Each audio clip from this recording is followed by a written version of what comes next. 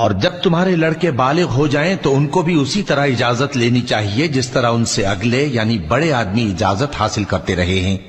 اس طرح اللہ تم سے اپنی آیتیں کھول کھول کر بیان فرماتا ہے، اور اللہ جاننے والا ہے، حکمت والا ہے۔ اور بڑی عمر کی عورتیں جن کو نکاح کی توقع نہیں رہی اور وہ زائد کپڑے اتار کر سر ننگا کر لیا کریں تو ان پر کچھ گناہ نہیں، بشرطے کہ اپنی زینت کی چیزیں نہ ظاہر کریں، اور اگر اس سے بھی بچیں تو یہ ان کے حق میں بہتر ہے، اور اللہ سنتا ہے، جانتا ہے۔ نہ تو اندھے پر کچھ گناہ ہے اور نہ لنگڑے پر اور نہ بیمار پر اور نہ خود تم پر کہ اپنے گھروں سے کھانا کھاؤ، یا اپنے باپ دادا کے گھروں سے، یا اپنی ماؤں کے گھروں سے، یا بھائیوں کے گھروں سے، یا اپنی بہنوں کے گھروں سے، یا اپنے چچاؤں کے گھروں سے، یا اپنی پھوپھیوں کے گھروں سے، یا اپنے ماموؤں کے گھروں سے، یا اپنی خالاؤں کے گھروں سے، یا اس گھر سے جس کی کنجیاں تمہارے ہاتھ میں ہوں، یا اپنے دوستوں کے گھروں سے۔ اور اس کا بھی تم پر کچھ گناہ نہیں کہ سب مل کر کھانا کھاؤ یا جدا جدا۔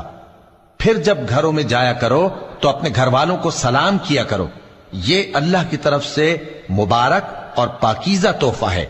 اس طرح اللہ اپنی آیتیں کھول کھول کر بیان فرماتا ہے تاکہ تم سمجھو۔ مومن تو وہ ہیں جو اللہ پر اور اس کے رسول پر ایمان لائے، اور جب کبھی ایسے کام کے لیے جو جمع ہو کر کرنے کا ہو پیغمبر کے پاس جمع ہوں تو ان سے اجازت لیے بغیر چلے نہیں جاتے۔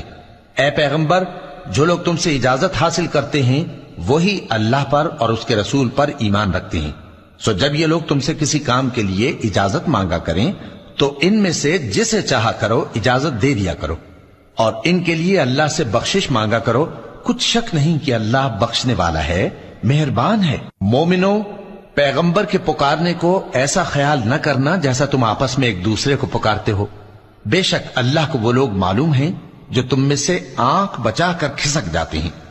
تو جو لوگ ان کے حکم کی مخالفت کرتے ہیں ان کو ڈرنا چاہیے کہ ایسا نہ ہو کہ ان پر کوئی آفت پڑ جائے یا تکلیف دینے والا عذاب نازل ہو۔ دیکھو، جو کچھ آسمانوں اور زمین میں ہے سب اللہ ہی کا ہے،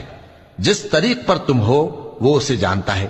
اور جس روز لوگ اس کی طرف لوٹائے جائیں گے تو جو عمل وہ کرتے رہے وہ ان کو بتا دے گا، اور اللہ ہر چیز سے واقف